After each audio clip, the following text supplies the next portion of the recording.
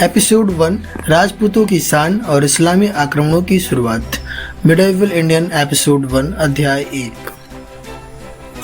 भारत के इतिहास का एक ऐसा दौर जब वीरता और पराक्रम की गाथाएं गाई जाती थी, लेकिन इन्हीं गाथाओं के बीच शुरू हुआ एक नया संघर्ष, पश्चिम से आने वाले आक्रमणकारियों का।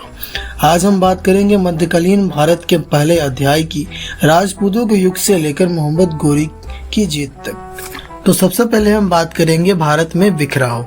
7वीं सदी में सम्राट हर्षवर्धन की मृत्यु के बाद भारत छोटे छोटे राज्यों में बंट गया।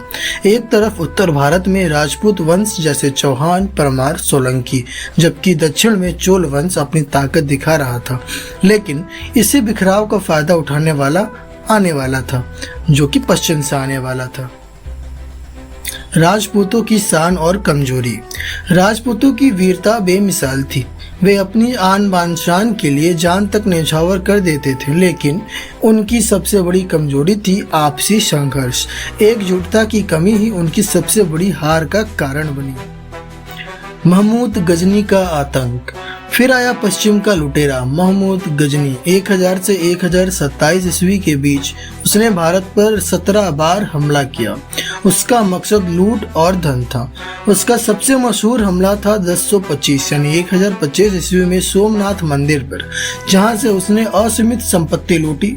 हर बार वो आया, लूटा और वापस चला गया। अब आता है मोहम्मद गोरी का आगमन।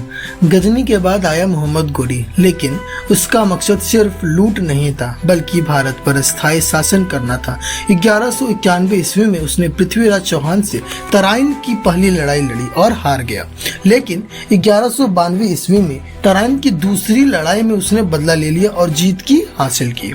इस जीत के बाद भारत में इस्लामी शासन की नींव पड़ी और यहीं से दिल्ली सल्तनत का दरवाजा खुला। मोहम्मद गोरी ने जीत के बाद भारत बसाया नहीं, उसने अपना भरोसेमंद गुलाम कुतुबुद्दीन ऐबक यहीं छोड़ा और यहीं से शुरू हुई दिल्ली सल्तनत की कहानी, जो अगले 300 सालों तक भारत पर राज करेगी।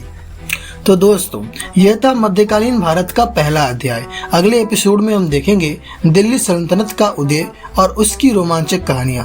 अगर वीडियो अच्छा लगा हो तो लाइक और सब्सक्राइब जरूर करें। धन्यवाद।